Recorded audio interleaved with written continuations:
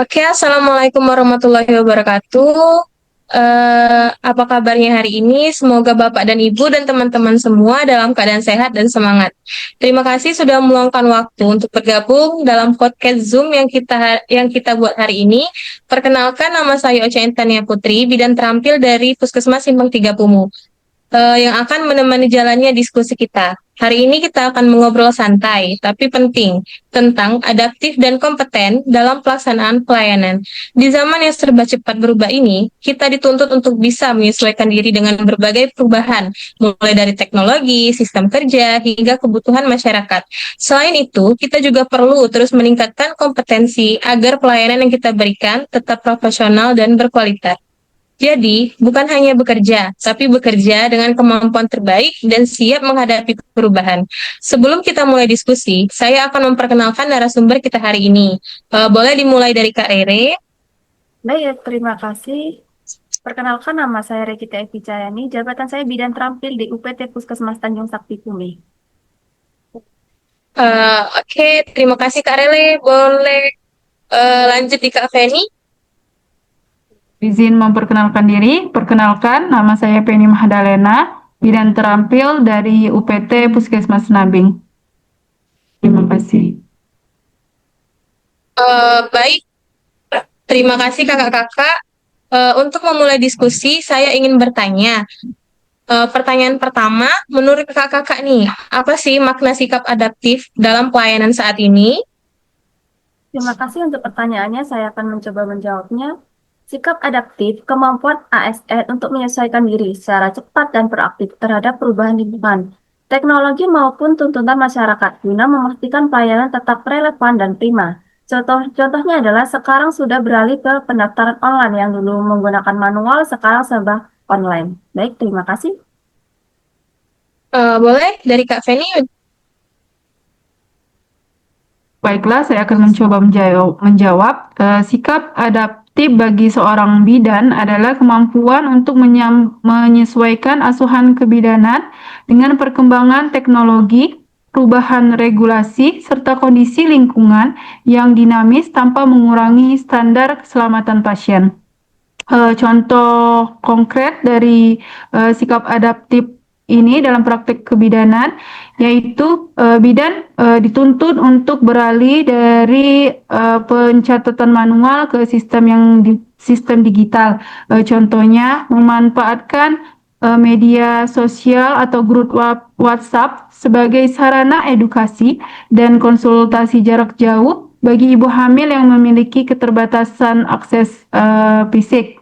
Contoh lainnya yaitu menggunakan aplikasi EcoHor atau sistem informasi puskesmas untuk mendata ibu hamil secara real time, sehingga pemantauan risiko tinggi menjadi lebih akurat dan cepat.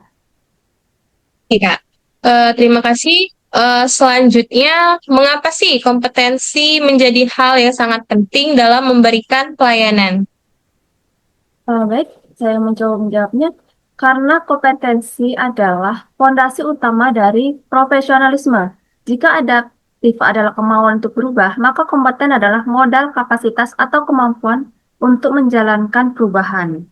Yaitu contohnya salah satunya memberikan pelayanan sesuai SOP, menerapkan asuhan persalinan normal sesuai standar terbaru, yaitu tidak melakukan EPIS atau gunting secara rutin kecuali memang ada indikasi tertentu.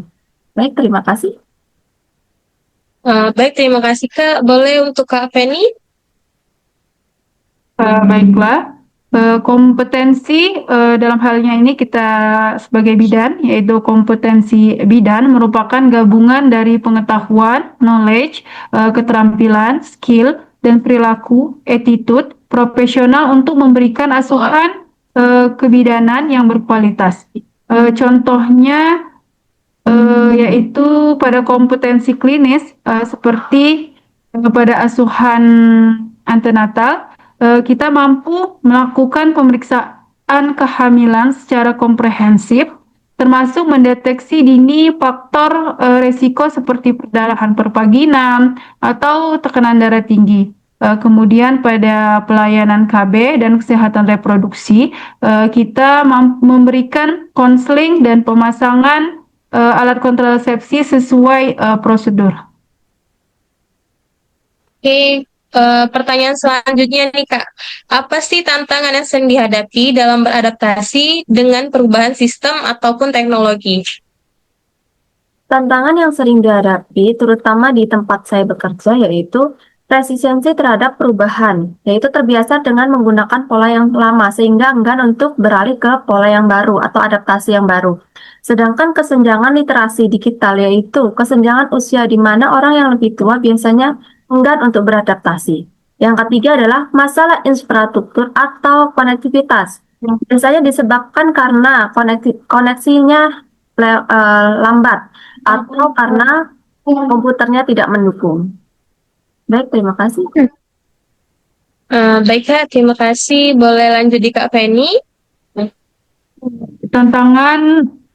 Tantangannya yaitu beradaptasi dengan perubahan sistem dalam dunia kebidanan memang memiliki tantangan tersendiri karena profesi ini bersentuhan langsung dengan keselamatan nyawa manusia dan nilai-nilai sosial yang sangat kuat.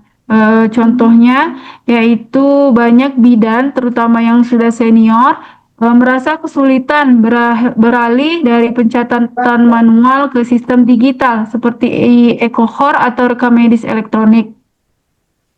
Contoh lainnya yaitu sistem baru seringkali mewujudkan pelaporan yang lebih detail dan berlapis. Oke. Pertanyaan terakhir nih Kak. Bagaimana cara meningkatkan kompetensi cara berkelanjut di tempat kerja?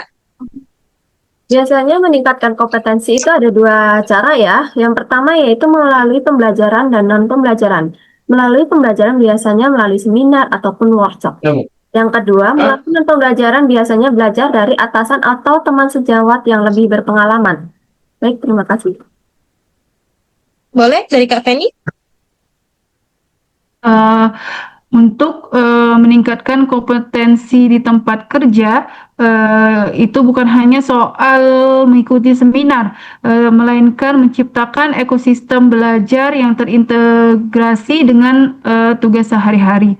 Contohnya yaitu memanfaatkan sumber daya manusia yang ada di unit kerja seperti diskusi kasus, mengadakan pertemuan rutin mingguan atau membahas kasus-kasus sulit atau kegawat daruratan yang terjadi di lapangan sebagai pembelajaran bersama agar kesalahan yang lalu tidak terulang lagi.